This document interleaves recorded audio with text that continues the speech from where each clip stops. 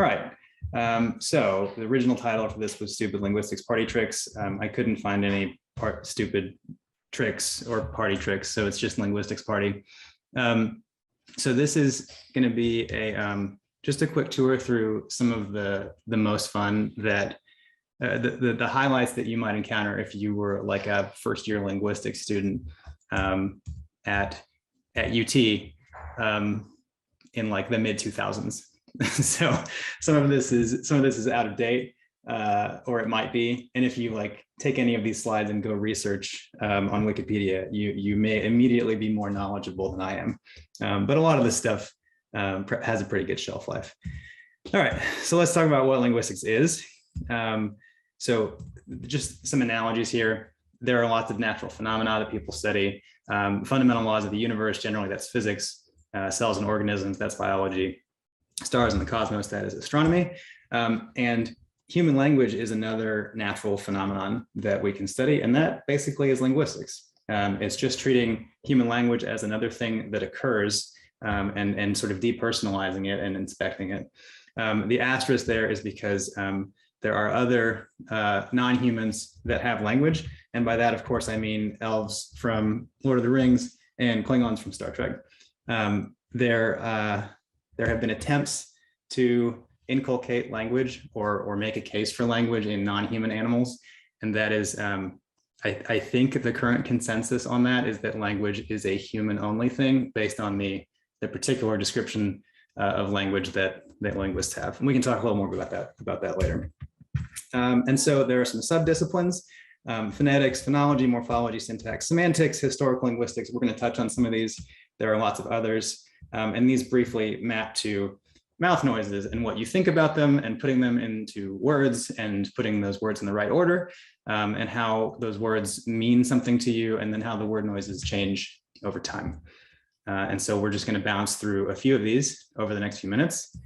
And that's what we'll do. So phonetics, aka mouth noises. This is a demo time, so I'm going to switch over. This is not the part where you unmute yourselves. This is the part where I'm going to do some recording. So phonetics, here, I'll switch back here for just a moment.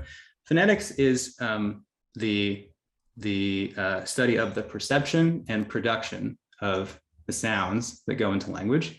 And one of the aspects of phonetics that you may have run into is that if you ever go to Wikipedia and find like a foreign word, it will be it'll have a little pronunciation guide that's written in some obscure symbols. That is the IPA, the International Phonetic Alphabet. And so when you study phonetics as like a first or second year linguistics student, you learn every symbol in the International Phonetic Alphabet. You learn what those sounds are, how they're produced, how to hear them, how to reproduce them. And one of the ways that phonetics specialists study sound and document the sounds in a language is using something called a spectrogram, which is cool looking. So this is just a regular audio sampling app called Audacity, and I'm just going to record a short sample here. Just the first name that comes into my head, Sam Korkos, and let's blow this up. Okay, so what you see here, let's trim this opening segment a little bit. What you see here, let's make sure that sound is coming out of my computer, share computer sound. So if I play this, nod or give me a thumbs up if you can hear it. Sam Korkos. Okay, great, thumbs up. Okay, so this is what's called a waveform, and this is not that interesting. If you've done any playing with audio sampling in your life, you've probably seen lots of these. But we can look at this differently in the form of a spectrogram. And this is pretty. So a spectrogram is a representation of the energy that's occurring over time at different frequencies. So the stuff near the top of the graph, this is high frequency noise, this is mid frequency noise, this is low frequency noise. And these lines that appear, these kind of bright orange or yellow bars, these are called formants. They are signatures of different kinds of sounds that are in this audio sample.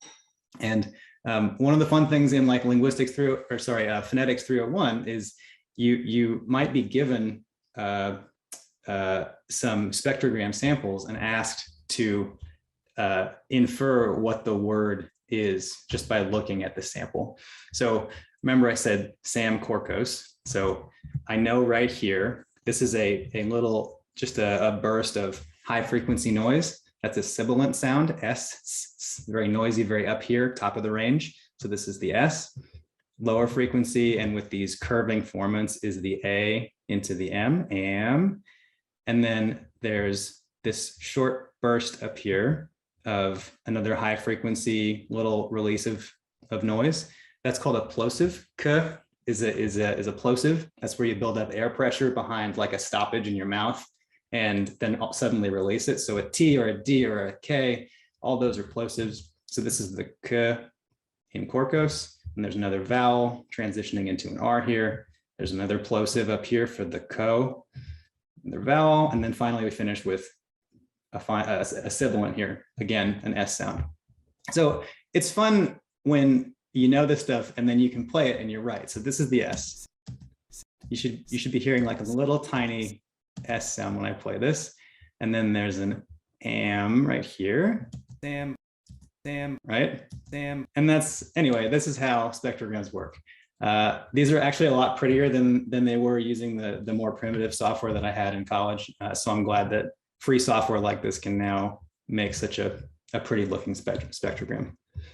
All right, that's the live demo for phonetics.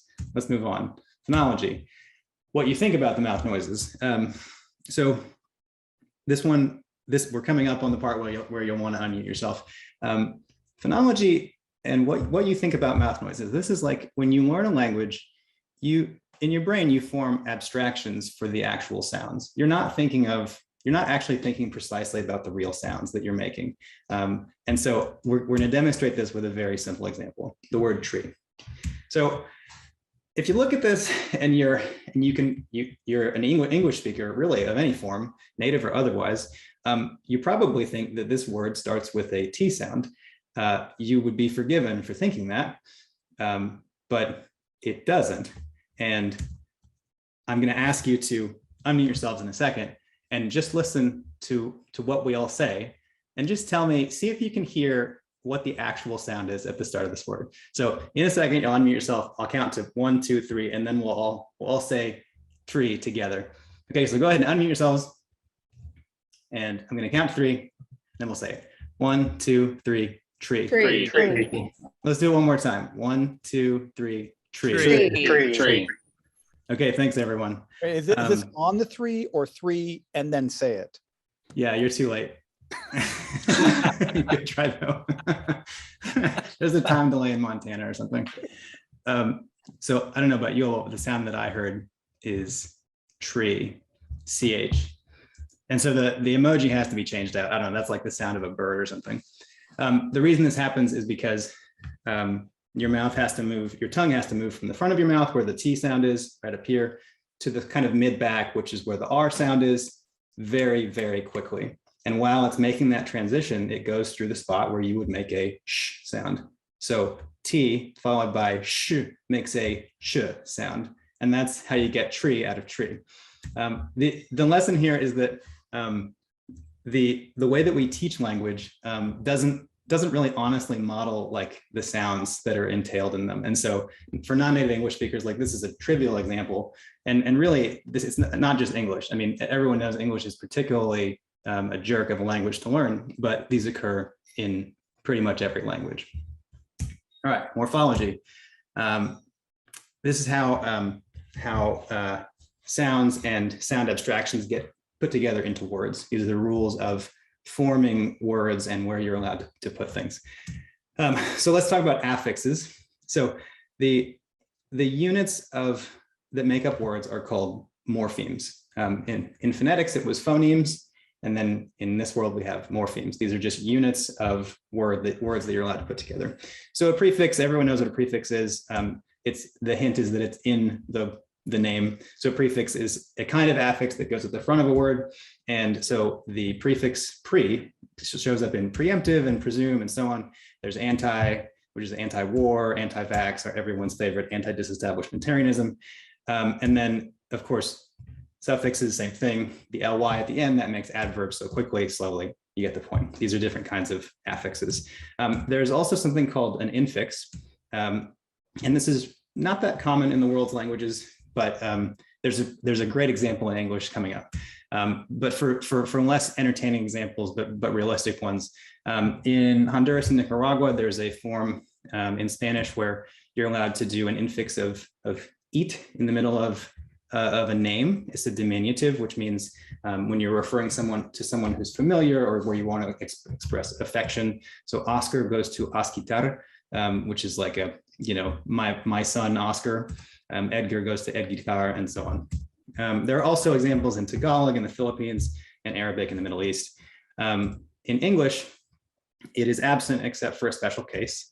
And this is known as the expletive infix. And this is fun for every Linguistics 301 student to enjoy. So I'm going to play a short segment and see if you can pick out the expletive infix. Tell us a little bit about the war, man. War in Vietnam? War in Viet fucking Nam!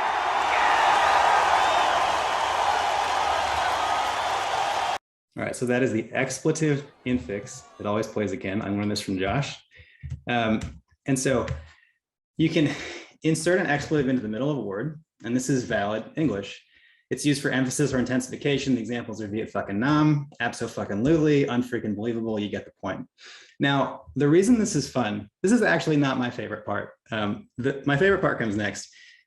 You know that this is a part of real grammar and linguistics because its construction is governed by very specific rules. So you can usually these can be inferred by native English speakers because we have these intricate models in our heads that we're not aware of. And those models can be tested by showing you examples that break these rules. So just see if these feel right and grammatical to you. Vi fucking etnam, absolute fuckingly, unbelieve freakingable. Yeah, you get why this is every Linguistics 301 class's favorite day.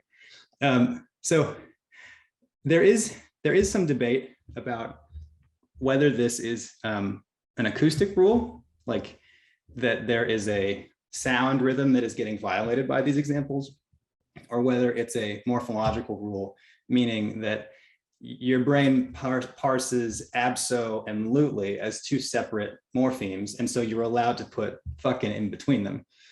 There is some debate.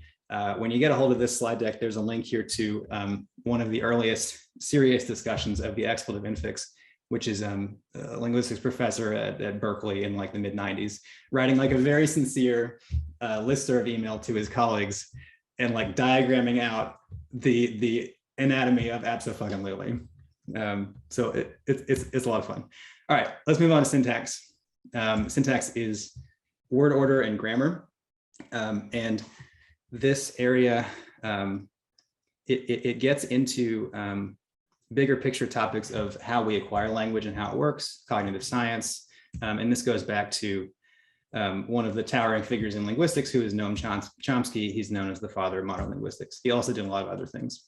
And he's famous for this one quote: "Colorless green ideas sleep furiously." What is interesting about this sentence? The first thing is that it seems to be grammatical, at least to the ears of native English speakers and probably lots of others. In fact, grammatically, it's pretty unremarkable. You got a couple adjectives, you got a subject, a verb, and an adverb. And yet it doesn't mean a damn thing. And so why is this historic? Why did he become famous for this? In the mid-50s, or in the mid-century, there was this debate in cognitive science, and it eventually centered on B.F. Skinner and Noam Chomsky, or at least that was the battle within the field of linguistics. The war really was in cognitive science in general. The war was basically between nature and nurture and figuring out the boundaries between those two. So B.F. Skinner, you may have heard of him. He was famous for a few things. He was known as the behaviorist in American psychology. He said, give me a child and I'll shape him into anything. He was all about reinforcement learning and operant conditioning. So in other words, all behavior is just testing random behaviors, seeing which ones get rewarded or punished, and then tuning your behavior accordingly in the future. That's conditioning and reinforcement learning. And so his perspective on this is language is just another behavior. It gets acquired by children in childhood purely by reinforcement. Kids babble, adults correct them, and then through reinforcement, they just pick up this arbitrary thing called language. And then Chomsky, his position came to be called structuralism. He argued that language is innate and we come pre-wired for it, that there's something, my cat's around here somewhere. We come pre-wired for it and there is something special in particular about human language. An observation of his is that in childhood, kids learn language way too fast for it to be driven by reinforcement learning alone. And then finally, the famous sentence at the top actually demonstrates a couple of things, that we can recognize sentences that are completely novel. There's no chance that any of us ever heard this phrase from our parents when we were growing up, well, unless they were linguistics professors. So this was not, there was no part that this sentence could have played in our reinforcement learning if Skinner's behaviorist perspective is correct. And we can recognize this as grammatical even when this is completely meaningless, which suggests that there's something going on in our brains that recognizes grammar and can distinguish it from meaning and really can distinguish it from actual concrete reality. This gets back to what I mentioned earlier about the language and non-human animals thing. There have been a lot of experiments to inculcate language of some form or another. Usually it's been sign language in the great apes. And I think the current consensus is that apes have only ever managed to use signs as a matter of conditioning. They have not ever developed the structures that we have in our brain, the models that we have in our brain for recognizing a sentence like this as well-formed, even though it doesn't mean anything. So that's a brief dip into syntax. Oh yeah, and the outcome here was that Chomsky won. He's known as the father of modern linguistics, largely for this reason. And then the last thing we'll touch on here is historical linguistics. This is pretty cool. So this is a huge topic. It covers lots of things. We're going to look at one of the bigger stories in historical linguistics. There is a theoretical language called Proto-Indo-European, and you will learn what it is. So here's a map of a large part of the world, and somewhere between 1000 and 2000 BC, there were several things that got written down. One was the Rig Veda, which was written in a language that came to be known as Vedic Sanskrit. Another was the Avesta, which is the main religious text for Zoroastrians, and that was written in a language that came to be known as Avestan. And then there was the Iliad and Odyssey in Greece, which were written in what came to be called Homeric Greek. These were separated by hundreds of years and thousands of miles. Extremely different cultures that recorded these. And yet, there are some odd similarities among these languages. So here is a list of just some short and common words and how similar they are in Sanskrit, Avestan, and Greek. So that third line, like father, is Peter, Patar, and Pater. If you go down to the middle, there's like manas, mana, menos for mind. There's a lot of similarity here, and like a suspicious amount for languages that are separated by this much distance. Here's another one. This includes some other languages. In addition to Greek and Sanskrit, there's Latin and Old German. And then on the far right, there's Japanese. Japanese is included in this chart as like kind of a control, like to show you how different a language would be that is not related to these, because Japanese is not part of the same family tree. So there's a lot of similarity here with the numbers as well. So the question, oh, and finally, if you've ever paid attention to the Sanskrit names for yoga poses, you will know that this is Trikonasana. The tree is for triangle. Again, a little suspicious that tricone looks a lot like trigon, which would be like a Greek term for triangle. So what happened? There's a lot of stuff going on in the chat that I just noticed. Whoops, anyway, you can ask your questions at the end. So if linguists have been working on this for a long time and took a lot of time to tally up all of these related words in a bunch of different languages. So this is a chart that is that graphs the word for the number 2 in the entire what came to be known as the the Indo-European language family. You don't need to look in detail at this, but it covers most of the linguistic communities that would have spread across that map you were just looking at. Here's another one. This is the word for mother. And so, it goes all the way in the bottom left from the Romance languages. Top left, you have Slavic languages, and many, many other places. So it turns out that language changes in pretty regular ways. And if you become aware of the ways that language change, you can play those rules kind of forward through history, or you can play them backward.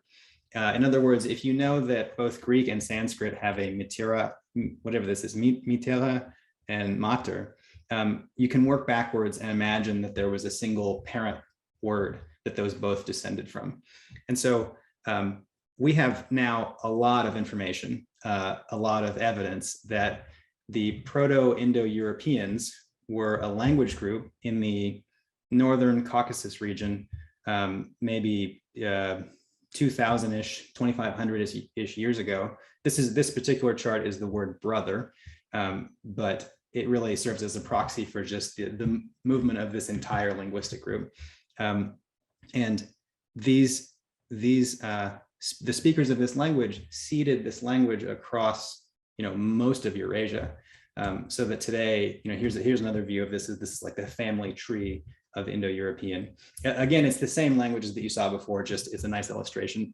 And finally, here's a modern view of the parts of the world that either speak a an Indo-European family language as a first, second, or recognized language. Apparently, the number of first language speakers is 3.2 billion people, which is the largest language group by far.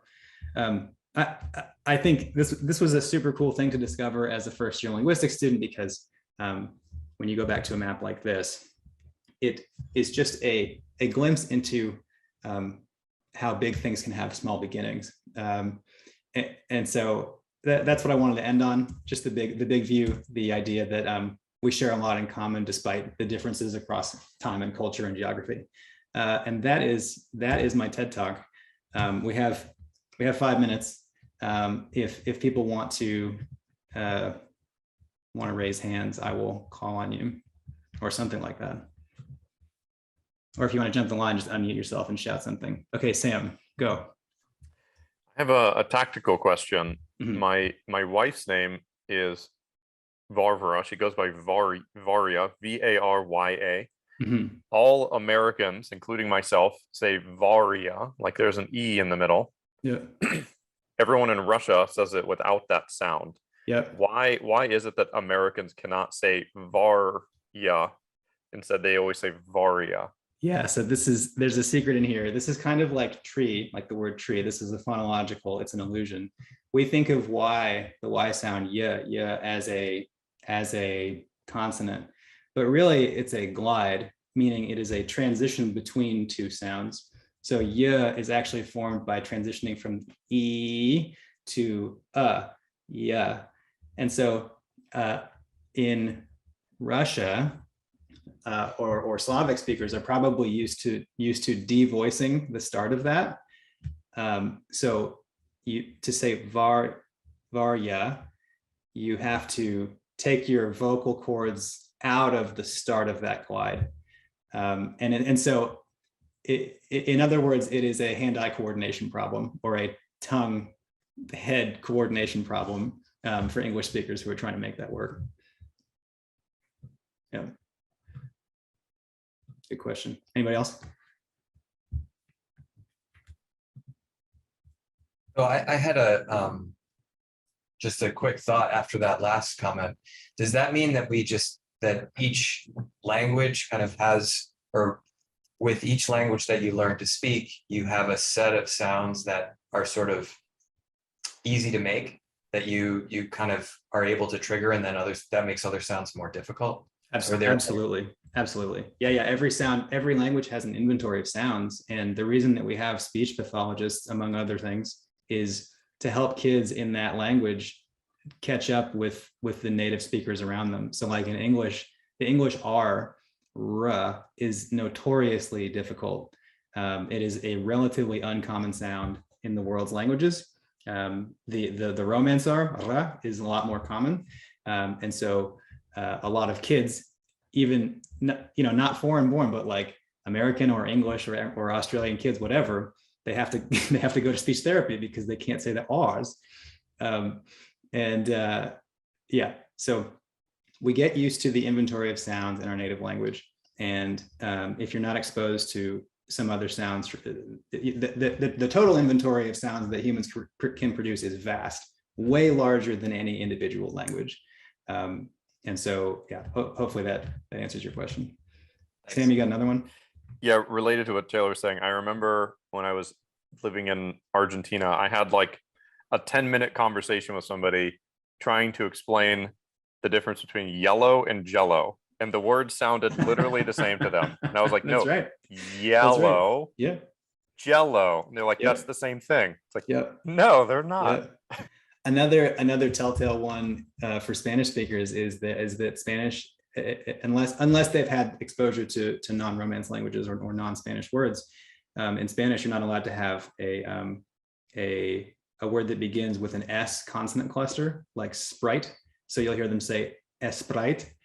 There are a lot of little gotchas like that, like different, very specific and regular ways that learners of English as a second language, depending on their native language, their accent will come off in specific ways. And it's based on the sound inventory of the language that came from.